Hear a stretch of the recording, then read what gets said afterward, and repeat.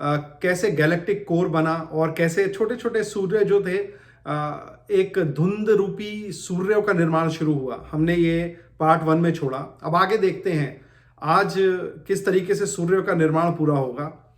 और ये इस पूरी श्रृंखला का जो 27 वीडियोस में बनी है और आप मेरे चैनल पे देख सकते हैं, इसका अंत होगा। उसके बाद हम आगे और विज्ञान देखेंगे। लेकिन यहाँ पे आप स्क्रीन पे देख सकते हैं कि मैंने फिर से 4 मंत्रों को रखा है। ये चारों फिर से 100 पेज की पुस्तक के बराबर है, लेकिन कोशिश करेंगे कि मैं आपको यहाँ पे छोटे में एक कहानी के रूप में समझा सकूं। तो आप पहले ध्यान से देखिएगा, ये मंत्र है ऋग्वेद का 10:27-17 मंत्र है। पीवानम मेक्ष मपचनत वीरा नयुक्ता अक्षा अनुदीव आसन धनु धनुम बृहति मप्स्वन्तः पवित्रवंता चरतः पूनता। इस मंत्र को दूसरे एक और मंत्र के साथ देखिए, जो फिर से आप देख सकते हैं 1:164-43 है। इसमें कहा गया है शकमयम धूमामारादपश्यम विषुवता पर एनावरेण उक्षाणम प्रक्षिम मा पचंत वीरा स्थानी धर्माणी प्रथमान्यासन। अब ये जो 2 मंत्र हैं, इसमें क्या कहा गया है कि जो माता रूपी गैलेक्टिक कोर है, जो सेंटर है, जिसमें उसका बीज जो है, स्पेस एनर्जी का बीज जिन्हें सूर्य कहा गया है, कई सारे सूर्यों का निर्माण हो रहा है। अब इन मंत्रों में वो सूर्य अपनी सीमा पे पहुंच गए हैं, मतलब वो पूरी ऊर्जावान हो गए हैं। बड़े, जो आप देख सकते हैं, मैंने आपको यहाँ पे दिखाया है, इस तरीके से ये सूर्य बन गए हैं, मतलब पूरी ऊर्जा उनके अंदर हो गई है, जवान हो गए हैं वो सूर्य। और इस मंत्र में बुल भी कहा गया है सूर्य को कि बुल है। और ये गैलेक्टिक कोर जो है फटा जा रहा है, मतलब बड़ा हो गया है, उसके अंदर एक शक्ति का संचार हो गया है, क्योंकि सारे ऊर्जा जो सूर्य हैं वो अपनी अपनी पूर्ण सीमा पे पहुंच गए हैं, मतलब अब वो पौष्टिक हो गए हैं, शक्तिशाली हो गए हैं सूर्य। तो आप सोचिए, जब ऐसा हुआ होगा सृष्टि के आरंभ में, जब सूर्य बन रहे थे, तो सोचिए सारे सारे सूर्य, बहुत सारी ऊर्जा एक साथ एक ही जगह पे, अलग अलग गोले हैं। इनके बीच में भी जो ग्रेविटेशनल शक्ति है, गुरुत्वाकर्षण है, न्यूक्लियर शक्ति है, ये सब बहुत शक्तिशाली हो गई थी। तो ये गैलेक्टिक कोर बहुत भारी हो गया था। जैसे माता का गर्भ है, उसमें कई सारे अगर बच्चे हों तो गर्भ भी आप देखते हैं साइज बड़ा होता है। इसी प्रकार से ये गैलेक्टिक कोर भी फटने को तैयार था उस समय में, ठीक है, लेकिन फट नहीं पाया था। अब आप देखिए अगले 2 मंत्र हैं। मंत्र आप ये देखिए, ऋग्वेद का 1:2-8 है। इसमें है ऋतेन मित्रा वरुणा व्रता वृधा व्रत स्पर्शा कृतूम बृहंतमाशाधे। फिर ये मंत्र बहुत महत्वपूर्ण है, इसको ध्यान से समझिएगा। फिर अगला है 10:27-11 मंत्र जो है, यस्य नशा दुहिता जातवास करताम विदोम अभिमन्यते अंधाम कत्रो मेनीम प्रति तुम मुचाते य ई वहाते य ईम वा बेरियात। तो अब इस मंत्रों में दोनों में देखिए कितना बड़ा विज्ञान है। वैसे तो ये इनमें म्यूऑन्स, प्रोटॉन, न्यूट्रॉन सब कुछ है, लेकिन मैं उसमें ना जाने की बजाय आपको ये बताना चाहूंगा मित्र और वरुण। तो आपका क्या हुआ, यहाँ पे प्रोटॉन और इलेक्ट्रॉन 2 पार्टिकल्स के बारे में बताया गया है। इनके साथ आने पे मित्र और वरुण के हाइड्रोजन जो है वो जनरेट हुआ है, बहुत ज्यादा मात्रा में जनरेट होता जा रहा है। तो फिर गैलेक्टिक कोर के अंदर, क्योंकि हाइड्रोजन जो है, क्योंकि सूर्य का मेन कंपोनेंट है, तो भयंकर हीट और टेम्परेचर और प्रेशर जनरेट हो रहा है इस वक्त, आप ये लगाइए।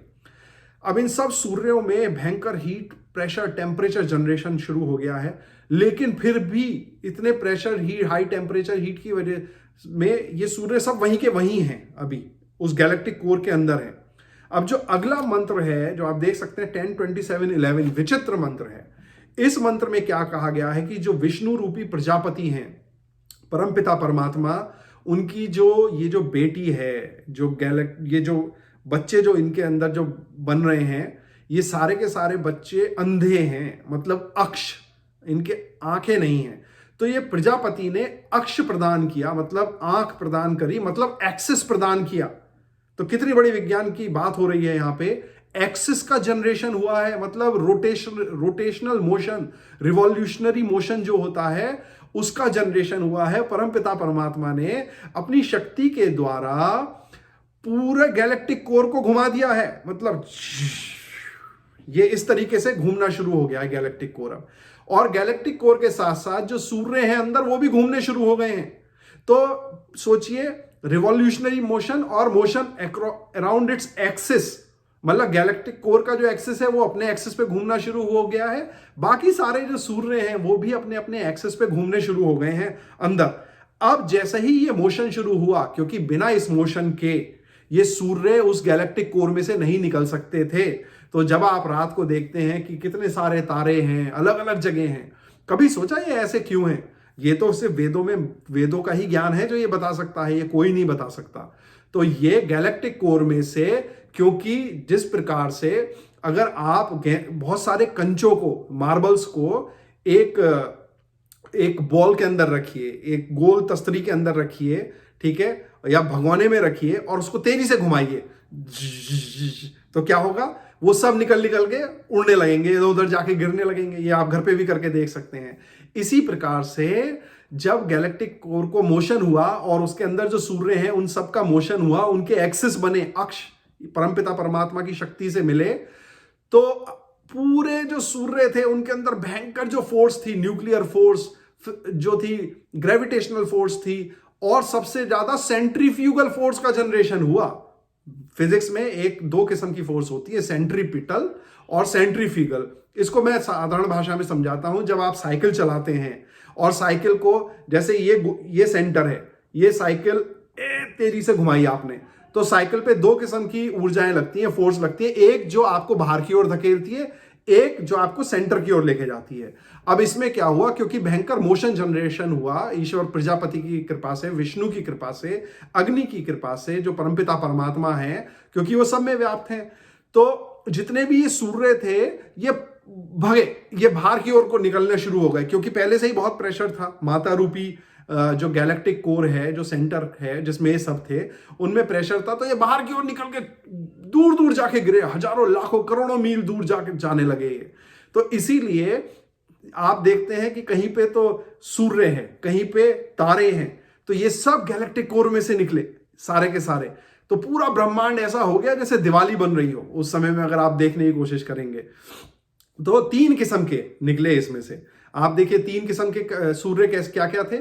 पहले किस्म के जो सूर्य निकले उनमें से प्लैनेट्स बने और चंद्रमा बने और जीवन उत्पन्न हुआ, ठीक है, वो उनका प्रयोजन ये था। दूसरे किस्म के जो सूर्य थे उनमें से सिर्फ कुछ प्लैनेट्स बने, और तीसरे किस्म के जो सूर्य थे वो तारे बने, ठीक है। तो जो आप तारे देखते हैं तो अलग अलग जगह, तो ये वैज्ञानिकों को भी समझना होगा कि आपको अगर जीवन ढूंढना है तो आपको बिल्कुल जैसे हमारा सूर्य है उस किस्म का सूर्य ही ढूंढना है, वहीं पे ही जीवन होगा। क्योंकि वो उन सूर्यों का बनने का अर्थ ये था कि अलग अलग जगह जीवन भी होना है।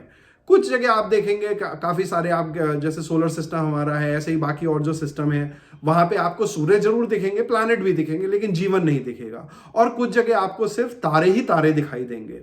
तो ये अद्भुत रचना हुई कि सारे सूर्य बने, 3 किस्म के सूर्य बने, और माता रूपी गैलेक्टिक कोर में से बने, पिता रूपी परमपिता परमात्मा जो है विष्णु, अग्नि, प्रजापति जो है उनकी शक्ति से बने।